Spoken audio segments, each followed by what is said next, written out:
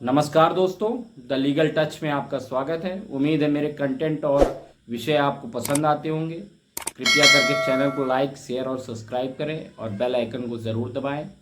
आज मैं आपके सामने एक बहुत ही चर्चित धाराओं को लेकर बात करने वाला हूं, जो कि पुराने कानून सीआरपी से संबंधित था।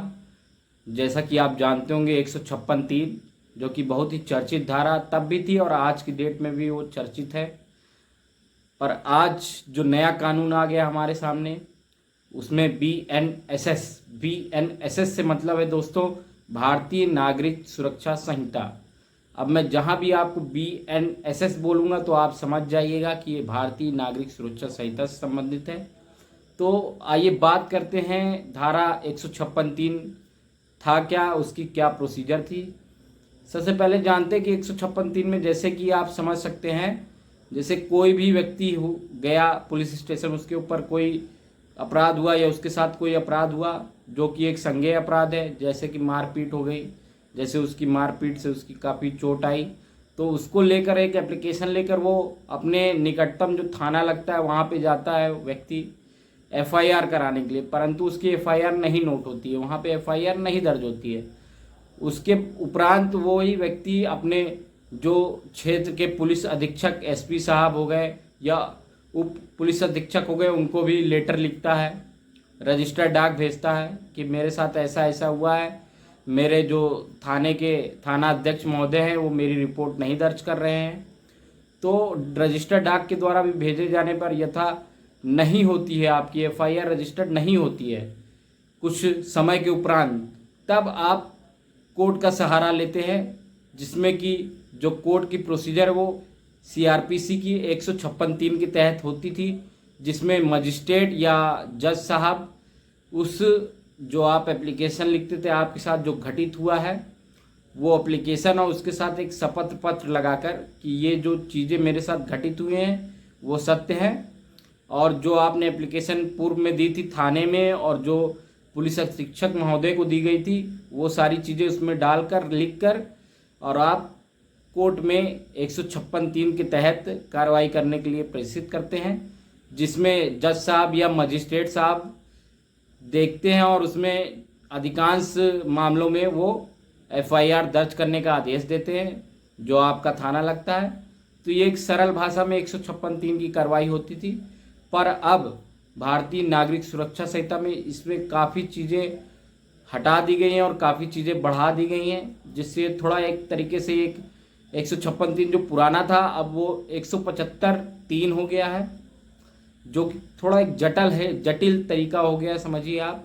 इसमें कुछ चीज़ें ऐसी हैं, मैं आपको बताऊंगा अभी आपको, पुराने के मुकाबले काफ़ी चीज़ें विस्तृत हो गई हैं और चीज़ों को समझने में थोड़ा आपको समझना पड़ेगा। जैसा कि 175(3) जो है भारतीय नागरिक सुरक्षा संहिता की जो धारा है, इसमें टोटल 4 उपधाराएं हैं इसके साथ। जैसे 156(3) में 3 उपधाराएं थी, 3 सब सेक्शंस थे इसके साथ, पर इसमें आपको 4 सब सेक्शंस कर दिए गए हैं, जिसमें कि पहले के 2 सब सेक्शंस तो सेम हैं, पर तीसरे और चौथे सब सेक्शन में काफ़ी बड़ा बदलाव किया गया है। आइए बात करते हैं पहले, दूसरे, तीसरे, चारों सेक्शन की हम लोग बात करते हैं। सबसे पहली बात करते हैं जो पहला 156(3) में था और जो आज की कानून के तहत 175(3) में है, वो सेम है। उसमें यह था कि उस थाने का इंचार्ज, जो आपका थाना लगता है उस थाने का इंचार्ज किसी भी मामले में इन्वेस्टिगेशन कर सकता है। FIR लिखने से पहले भी कर सकता है, FIR लिखने के बाद भी कर सकता है। उसमें उसको किसी भी मजिस्ट्रेट की ऑर्डर की आवश्यकता नहीं थी, जो कि इसमें भी वही चीज़ है फर्स्ट क्लॉज में और उसमें भी वही चीज़। अब हम बात करते हैं सेकंड क्लॉज की। तो सेकंड में ऐसा कोई भी मामला जो यथार्थ में, अस्तित्व में या सत्य नहीं है, उसमें पुलिस को कोई पावर नहीं थी कि वो FIR दर्ज करे या उस पर इन्वेस्टिगेशन करे। ठीक है, ये तो दूसरा सब क्लॉज था, जो कि 156(3) में भी यही था, 175(3) में भी यही। पर अब बात करते हैं जो कि सबसे चौंकाने वाला है, तीसरा और चौथा सब क्लॉज, जिसमें कि धारा 210 के अधीन कोई भी मजिस्ट्रेट धारा 173 की उपधारा 4 के अंतर्गत अधीन किए गए शपथ पत्र द्वारा जो आपके पीड़ित हैं वो जो शपथ पत्र देंगे उस पर और जो आपने लेटर लिखा है कि मेरे साथ ये घटित हुआ, उसको दोनों को जोड़कर आप मजिस्ट्रेट के समक्ष रखेंगे चीज़ों को, तो मजिस्ट्रेट उसमें आपका अभी कोई आदेश नहीं करेगा। पहले उस चीज़ की पूरी आपकी जांच होगी, उसकी इन्वेस्टिगेशन कराएंगे मजिस्ट्रेट साहब। उसके उपरांत यदि उसमें सत्यता पाई जाती तभी आपका एफआईआर दर्ज करने का या उस निकटतम आपका जो पुलिस थाना लगता है उस पर आदेश करेंगे उसके कि आप जाके ये चीज़ को इन्वेस्टिगेशन करिए।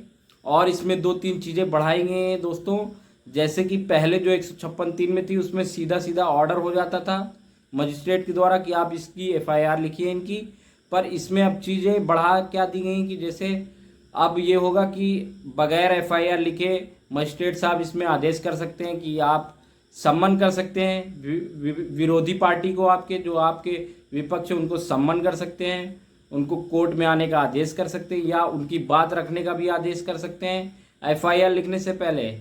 तो ये चीज़ें इसमें बढ़ गई हैं। अब इसकी हम चौथी क्लॉज की बात करते हैं, जो चौथी उपधारा है, सब सेक्शन है, उसमें सीधा सीधा ये दिया गया है कि आप किसी भी लोक सेवक या सरकारी कर्मचारी पर कोई भी आप एफआईआर के लिए नहीं कर सकते हैं या उनके खिलाफ कोई कार्रवाई के लिए आप तुरंत दावा नहीं कर सकते हैं।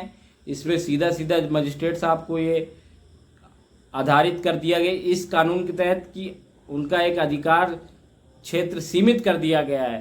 उनको ये सीधा सीधा इसमें बाध्य किया गया है कि वह उस जो भी सरकारी कर्मचारी या लोक सेवक जो व्यक्ति है उसके खिलाफ कोई कार्रवाई नहीं कर सकते। उसके खिलाफ कार्रवाई करने के लिए सबसे पहले उनको उनके वरिष्ठ अधिकारी जो हैं उनसे पूरी डिटेल मांगनी होगी उस कार्य की कि उसमें ये लिप्त हैं कि नहीं।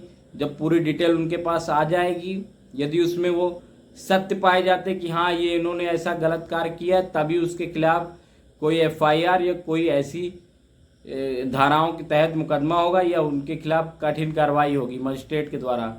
तो दोस्तों कुल मिलाकर इस धारा में दी गई है।